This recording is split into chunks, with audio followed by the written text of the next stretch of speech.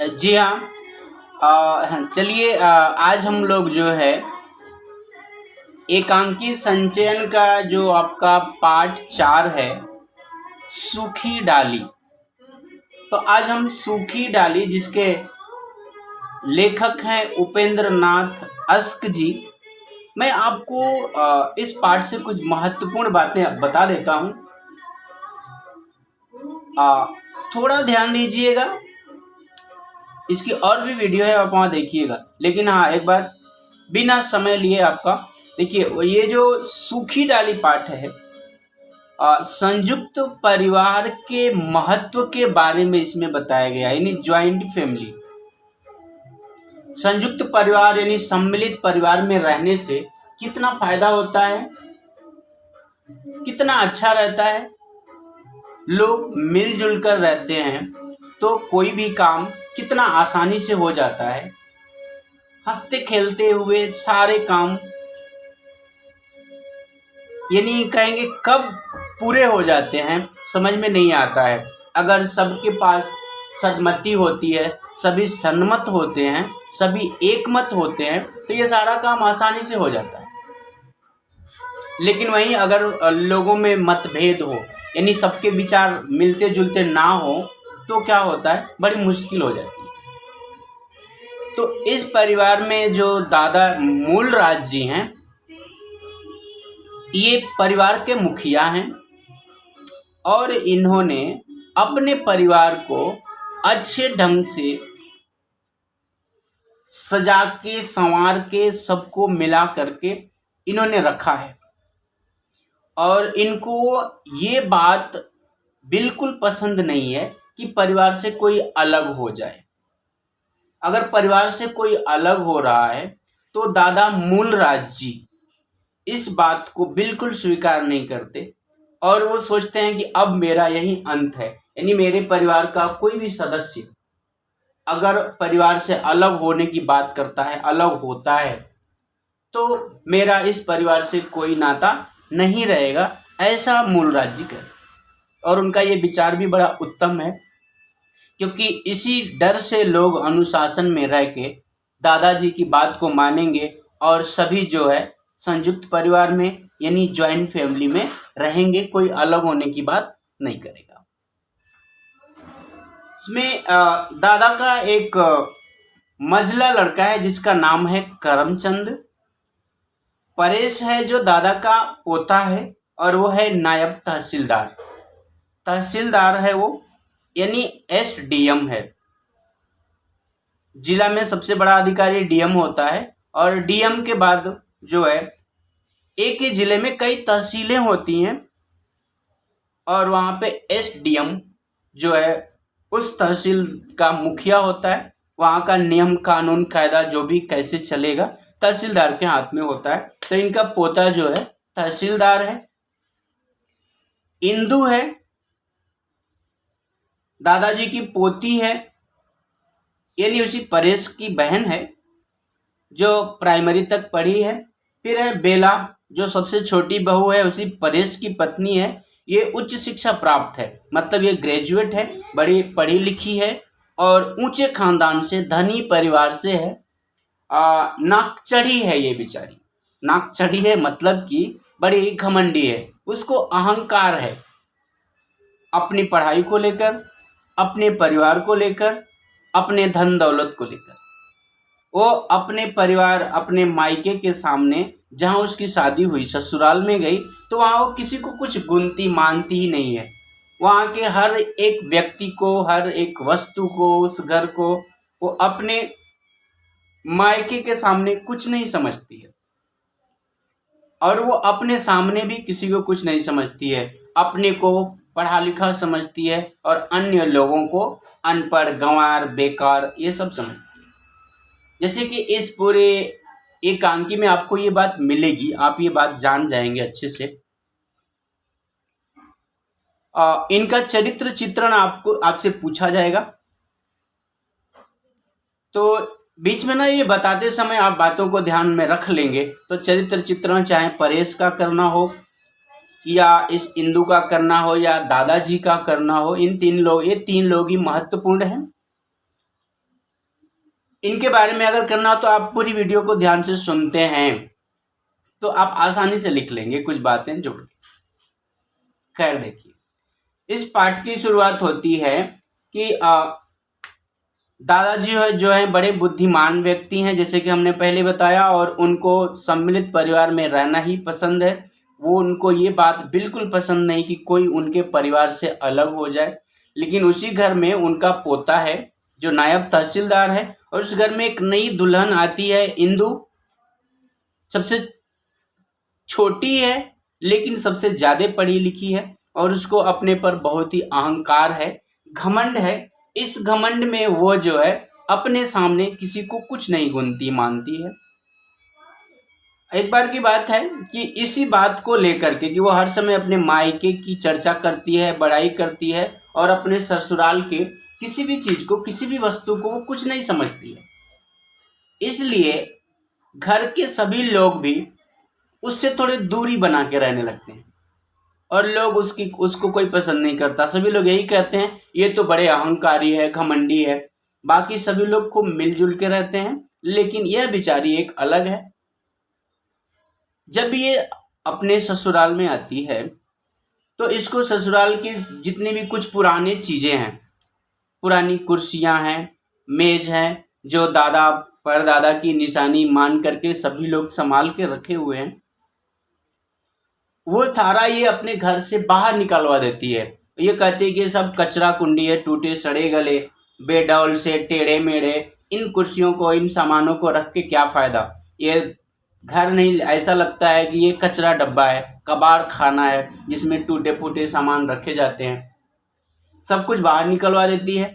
और उसी का पति परेश जब ये बात कहता है कि अरे ये हमारे दादा परदादा, हमारे बुजुर्गों की ये पहचान है, वो लोग इस पर बैठते थे तो हम उनकी पहचान को सजो के रखे हुए हैं, तो बड़े मजाक लहजे में ना बड़ा डांट भी देती है और बड़ी ही लगने वाली बात बोलती है वो जो बहू।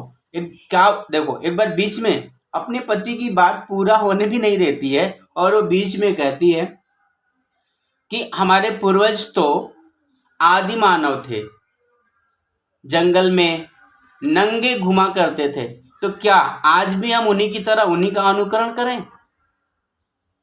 यह बात सुन करके तो भाई जो भी सुनने वाले थे अवाक रह गए, मतलब हैरान हो गए, परेशान हो गए, अरे ये इसने क्या बोल दिया। क्योंकि भाई देखिए, संस्कार, मर्यादा, रिस्पेक्ट होना चाहिए। अपने पति से इस तरह की बात उसे नहीं करनी चाहिए, लेकिन वो करती है।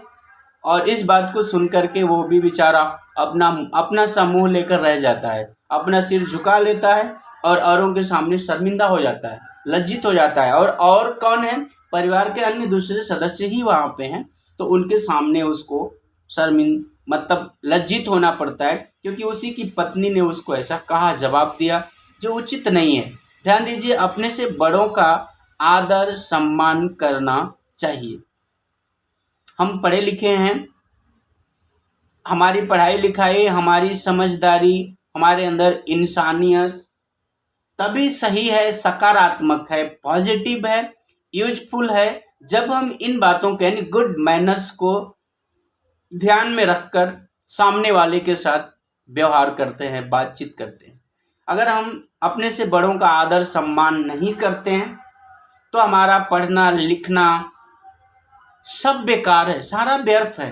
अगर हम किसी की इज्जत नहीं करते हैं, और वो भी अपने से बड़े लोगों की, अपने घर के, अपने बुजुर्ग लोगों की, अपने से बड़ों का, अपने गुरुजनों का, माता पिता, बड़े भाई बहन, चाचा चाची, मामा मामी, इन सभी लोगों का सम्मान करना होता है। अगर हम ऐसा नहीं कर रहे हैं, मतलब कि हम अपना समय, माता पिता का पैसा जो स्कूल में फी के रूप में पे करते हैं, सब बेकार है, व्यर्थ है। आप गुड मैनर्स, आप मर्यादा नहीं सीख रहे हैं, ये बात होनी चाहिए। खैर, इसीलिए घर के पूरे सदस्य एक तरफ थे और बेचारी ये अकेले, किसी से नहीं बात करती, कोई इसको पसंद भी नहीं करता। क्योंकि आप देखिए, कोई भी अगर अहंकारी होगा ना, जिसको बहुत ईगो है, तो लोग उससे बातचीत नहीं करते हैं। आप खुद भी एहसास कर सकते हैं, महसूस कर सकते हैं। तो खैर ऐसा ही हुआ, कोई उससे बात नहीं करता है। तो अब जो है वो अलग होने का इरादा बना लेती है, अपने पति से भी कहती है कि इस परिवार में हम नहीं रहेंगे, हमारा गुजारा नहीं होगा, हम अलग रहेंगे, हम सबसे अलग रहेंगे।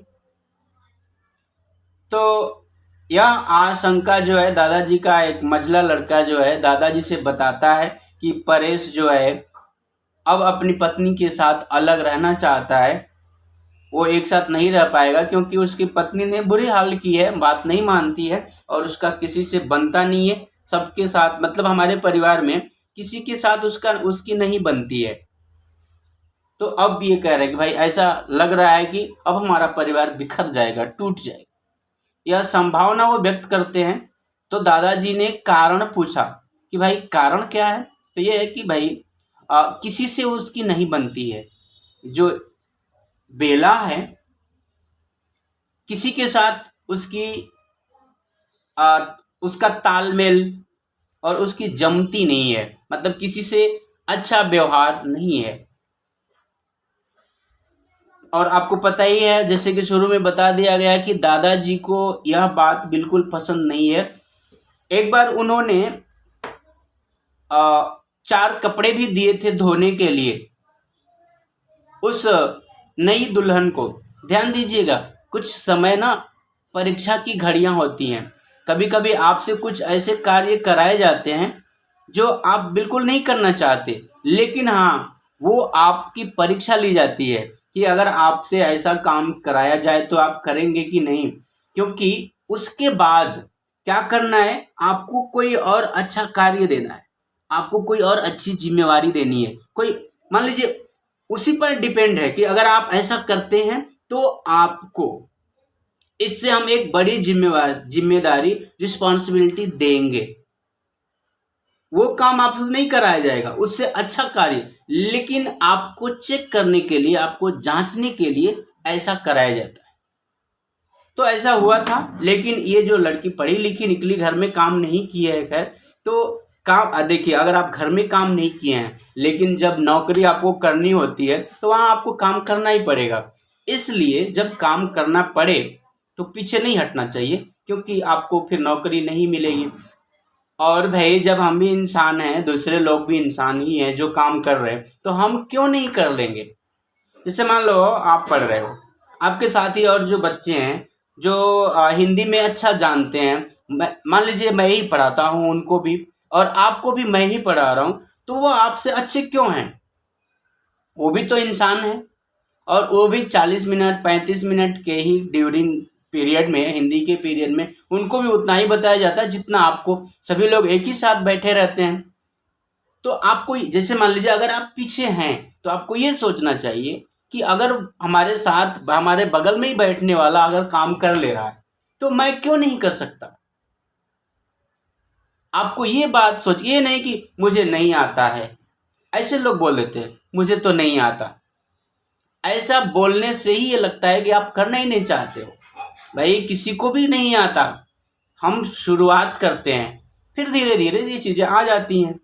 ये जरूरी नहीं कि एक ही बार आता है। अगर सब कुछ आता ही तो हम फिर आगे क्यों आते, हम पढ़ने ही क्यों आते। बात ध्यान में ये रखना आप। खैर तो जब ये इस बात का पता चला दादाजी को, दादाजी ने भी काम दिया था, उसने नहीं किया। दादाजी को ये पता चला कि इसीलिए ये अलग होना चाहती है, क्योंकि घर के किसी भी सदस्य के साथ इसका तालमेल नहीं है, किसी से इसकी बनती नहीं है। तो उन्होंने घर के सभी लोगों को बुलाया और सबको दादाजी ने यह सुझाव दिया। सभी को उन्होंने कहा कि आप सभी जो है इसका सम्मान करेंगे, कोई उसकी बेइज्जती नहीं करेगा, कोई भी काम उससे करने के लिए आप लोग नहीं कहेंगे, बल्कि वो कुछ कर रही है तो आप उसकी मदद करो। आप ये कहो कि आप रहने दो, हम कर लेते हैं, ताकि ये परिवार से अलग होने की बात बिल्कुल ना सोचे। हुआ भी ऐसा ही, सभी लोग जरूरत से ज्यादा उसका सम्मान करने लगे। तो अब उस समय क्या हुआ, अब उसको लगा कि अरे अभी सभी लोग हमसे नफरत कर रहे थे और आज अगर मैं कुछ काम करने जाऊं तो लोग क्या बोलते, अरे नहीं नहीं आप रहने दो, आप अपनी पढ़ाई कर लो, आप अपने काम कर लो, ये तो हम कर लेंगे। तो उसको लगा कि ऐसा क्यों, जो काम मैं कर सकती हूँ वो मैं क्यों नहीं करूँ, ये लोग इतनी ज्यादा मेरी इज्जत क्यों करने लगे। तो फिर इंदु ने बताया कि दादाजी ने सभी को इकट्ठा करके ये कहा है कि सभी लोग आपका सम्मान करें, सभी लोग आपकी इज्जत करें, क्योंकि आप ज्यादा पढ़ी लिखी हैं। तो देखो ये बात ना उसको लगी वहाँ कि भाई मैं परिवार में सबसे छोटी हूँ और मुझसे बड़े उम्र में बड़े लोग जिनको ज्यादा तजुर्बा है वो भी अगर मेरा काम करने लगे तो फिर मैं किस काम का। और बात भी सही है, ध्यान रखिए, अगर मम्मी पापा आपको पानी देते हैं, आपको खाना खिलाने के लिए बैठ जाते हैं, वो आपका काम करते हैं, तो फिर आप कब उनकी मदद करोगे। कई बच्चे बैठ गए और बोलते हैं मम्मी पानी लाना, पापा पानी लाइए ना। भाई पापा मम्मी को पानी देना, खाना देना आपका काम है कि वो अगर कुछ कर रहे हैं तो आप उनकी हेल्प कर दो और आप अपना भी काम कर लो। ये बात ध्यान में रखनी होती है। और यहाँ आप जो कर रहे हो या आपके जीवन की सार्थकता है, जब तक आप छोटे थे उन्होंने किया, अब आप बड़े हो गए तो आपका फर्ज है कि आप उनकी मदद करें। तो खैर यह जब उसने अनुभव किया तो फिर एक बार दादाजी से बात हुई तो बेला ने ये बताया दादाजी से कि दादाजी आप तो चाहते हैं कि पेड़ की एक भी डाली उससे अलग ना हो, क्योंकि अलग होगी तो वो सूख जाएगी।